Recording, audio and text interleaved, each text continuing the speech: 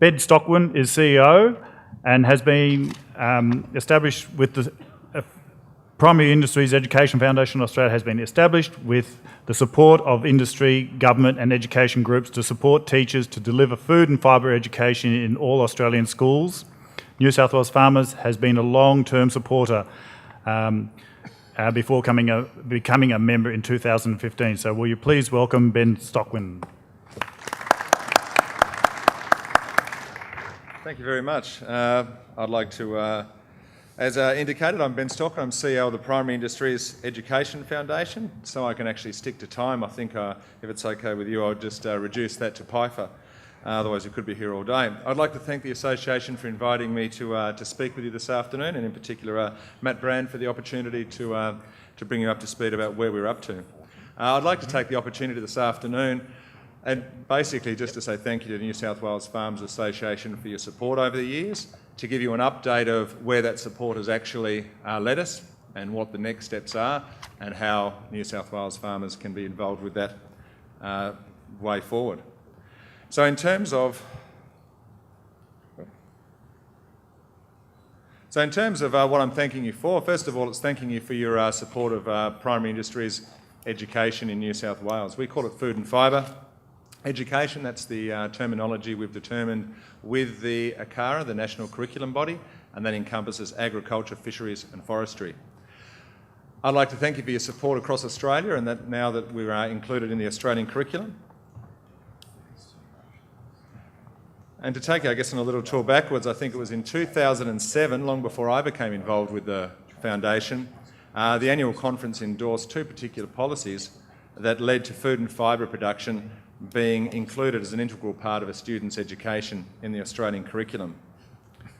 Leading forward from that, in 2011 onwards, the Rural Affairs Committee continued to support the policy implementation and in particular the role PIEFA's had in doing that.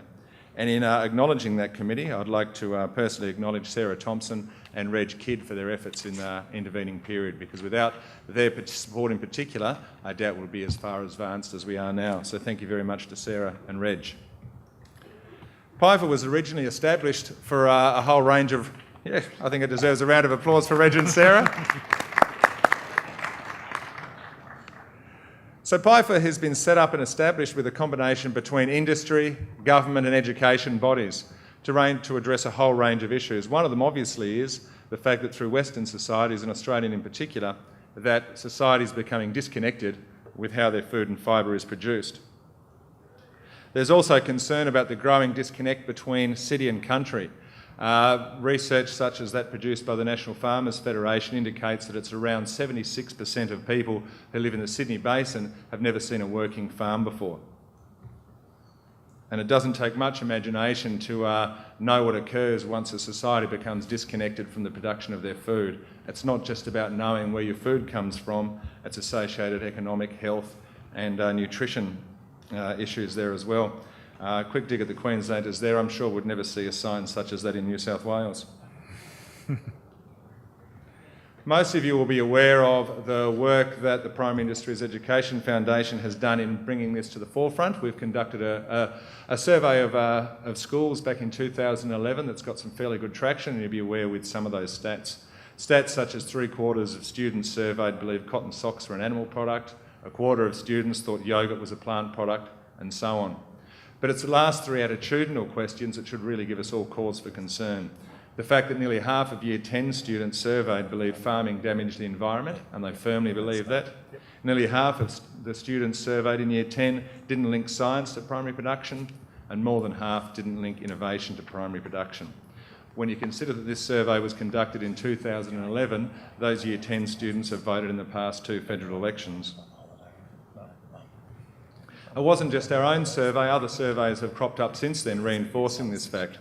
A survey by the University of Sydney to investigate the efficacy of the Go for 2 and 5 campaign, 2 fruits and 5 vegetable campaign, surveyed first year undergraduate students at the University of Sydney. Their results were equally as surprising and shocking. The fact that 10% of first year students believed beef counted towards their vegetable intake. So where does that bring us up to? In 2011, as a result of the wonderful work from National Farmers Association, from those policies that were passed in the 2007 conference, from the wonderful work from Reg, Sarah and the Rural Affairs Committee, this is what we were facing. The fact that in the draft national curriculum in 2011 there are only 2 mentions of food and fibre in the draft curriculum. Medieval agricultural production in Europe and the deforestation of Rapa Nui as a cause for the collapse of that civilisation there, with the metaphors to current civilisation very apparent. Absolutely no mention amongst the entire curriculum of the fisheries industry either.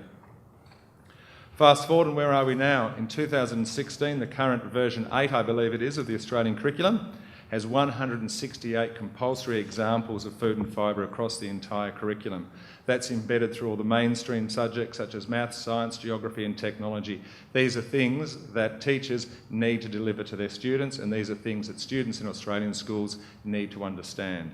They wouldn't be there had it not been for the work in part from the Rural Affairs Committee and yourselves. So what does that actually look like in the classroom? These are examples of some of the compulsory examples. In kindergarten, or what's called foundation now, it's around looking at the needs of living things, so growing crops and looking at what's taken to need to grow everyday farm products. Fast forward to year 7, and there's a compulsory unit looking at water usage in the Murray-Darling Basin and the conflict there. We zoom up to year 9 and you've got a compulsory unit in the geography curriculum exploring biomes and food security. We've even have just recently produced a resource for a content descriptor in Year 10 Advanced Mathematics looking at conditional probability. For that resource, we have students examining historical data sets, looking at current data sets around the Southern Oscillation Index to determine the probability of rainfall in a particular year. From that, they then need to determine which variety of cottonseed to plant, and then they check back in 3 months' time to see whether they would have gone broke or not. So these are real examples being embedded in the mainstream curriculum that every student needs to learn. Of course, all of these resources, all of these content descriptors are equally applicable to students who are actually studying agricultural science as a subject in Australian schools. The idea and the methodology being that if students are exposed to this type of learning through the mainstream curriculum, then when they come to the pointy end of their end of year schooling, they're more likely to choose agricultural science as a high school subject and are more likely to choose agricultural science as a university degree. This is what it looks like in the classroom. We have a kindergarten classroom, what's now called Foundation, growing wheat, learning from the very beginning what are the different parts of the plant and the fact that they need water. So from that very beginning, we can build up sequentially through each year of a child's schooling experience. This is a school student in Brisbane, a year 6 student. He's actually extracting DNA from a kiwi fruit to explore for pathogens that may or may not be in that particular variety of kiwi fruit. Now, when that student's surveyed in year 10, I think he's one student who will certainly link science and innovation to primary production. So that's getting towards the end of my thank yous and so on, a reminder of what PIEFA does, and now PIEFA in conjunction with New South Wales farmers now that you are members. We're more than just about stuff for schools. We're a part of the puzzle that increases society, the industry's social licence to operate. Our ultimate vision is an Australian community that understands and values its primary industries sector. We do that through engaging with schools and the community. We bring people together. As you see, we have an array of members who are joining us on this journey, and that list continues to grow every year. In the next 3 years, our main goals that's been determined along with our members are an awareness of usage of PrimeZone, our one-stop web portal for schools, to increase teacher knowledge and confidence of primary industries content within the curriculum, because we know if the knowledge and content isn't there, teachers will not deliver it to students, and to increase industry support and engagement for this important area.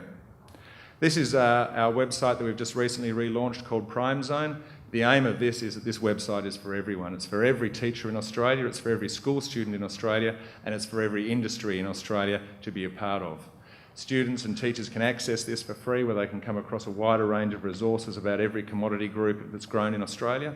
Industry and indeed individual providers are welcome to provide free of charge their resources to be placed on this website, so that rather than students or teachers being told to go to a certain page 3 on a particular website under their education tab, we can just tell them go to PrimeZone and search for wool, or go to PrimeZone and search for wheat.